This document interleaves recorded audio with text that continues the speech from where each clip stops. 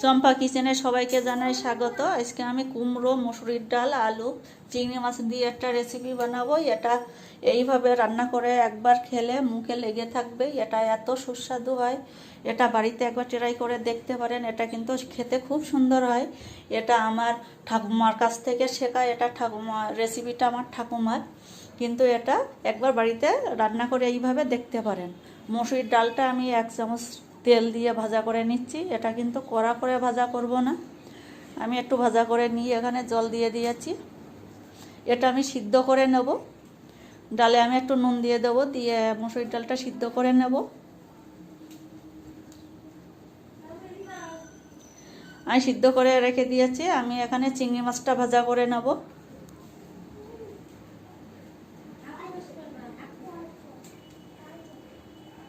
আমি চিংড়ি মাছটা ভাজা করে নিচ্ছি। এটা খুব কড়া করে ভাজা করব না, হালকাভাবেই ভাজাটা করে নেব।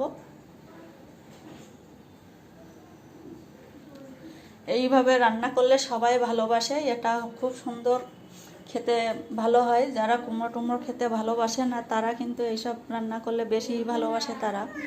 তারাই আরও বেশি খেতে চায় এইভাবে। আমি কুমড়োটা ভাজা করে নেব। অল্প একটু হলুদ দিয়ে দিয়েছি। হলুদটা দিয়ে কুমড়োটা ভাজা করে আমি উঠিয়ে নেব। আমি তেলে তেজপাতা দিয়ে দিয়েছি। এখানে 1 চামচ গোটা জিরে ফোড়নে দিয়ে দিচ্ছি। আমি একটা বড় টমেটো কেটে দিয়ে দিয়েছি। এখানে আমি আলুটা দিয়ে দিচ্ছি। এখানে আলুটা দিয়ে ভালো করে আমি ভাজা করে নেব। কিন্তু এখানে কিন্তু আমি আলুটা ভাজা করে উঠিয়ে নিতে পারতাম, মশলা আলাদা ভাজা করতে পারতাম, কিন্তু সেটা করব না। আমি একসাথেই ভাজাটা করব, তাতে আলুটাও সিদ্ধ হয়ে যাবে এবং খেতে স্বাদটাও বাড়বে। টমেটো আর আলুটা ভালো করে ভাজা করে নেব।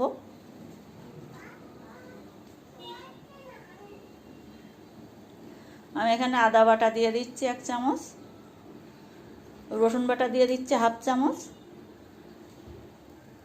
আমি পোস্ত বাটা দিয়ে দিয়েছি 1 চামচ।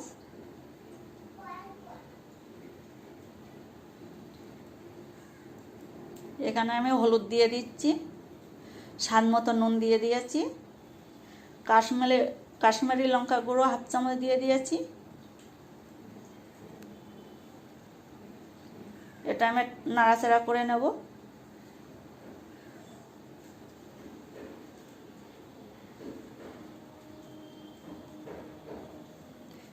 এটা মশলা দিয়ে এটা কিন্তু আমি ভালোভাবে ভাজা করে নেব। এর থেকে আলুটাও ভাজা হচ্ছে, আমি একটু জল দিয়েই ভাজা করে নেব।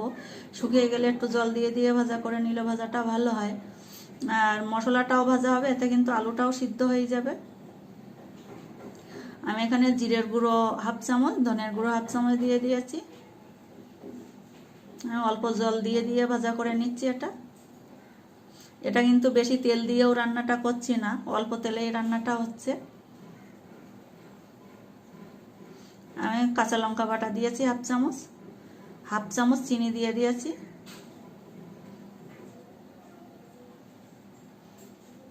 এটা আমি একটু ভালো করে ভাজা করে নেব, আলুটাও যাতে সিদ্ধ হয় আর মশলাটাও যাতে ভালো ভাজা হয়। এখানে আমি কুমড়োটা দিয়ে দিয়েছি। কুমড়োটা দিয়ে ভালো নাড়াচাড়া করব।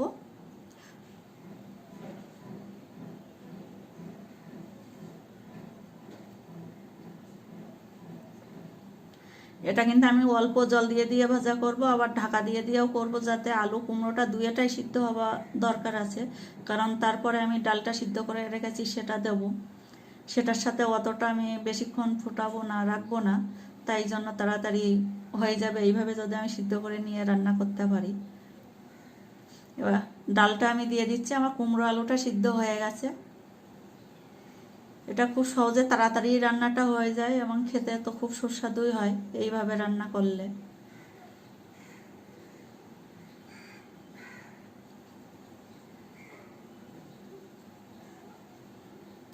ফুটে উঠেছে আমার ঝোলটাই। এবার আমি চিংড়ি মাছটা যে ভাজা করে রেখেছিলাম সেটা আমি দিয়ে দিয়েছি। এটা দেখে কি মনে হচ্ছে যে ভালো লাগবে কি লাগবে না? না, খুবই সুন্দর ভালো লাগবে। এটা যেভাবে রান্না হচ্ছে এটা খুব সুন্দর ভালো হবে।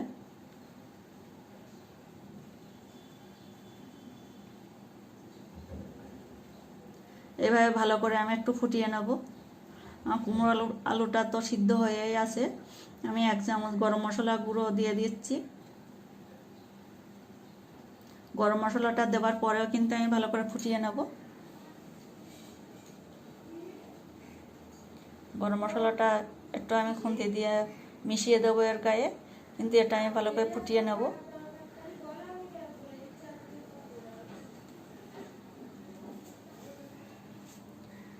এটা দেখুন কত সুন্দর হয়েছে।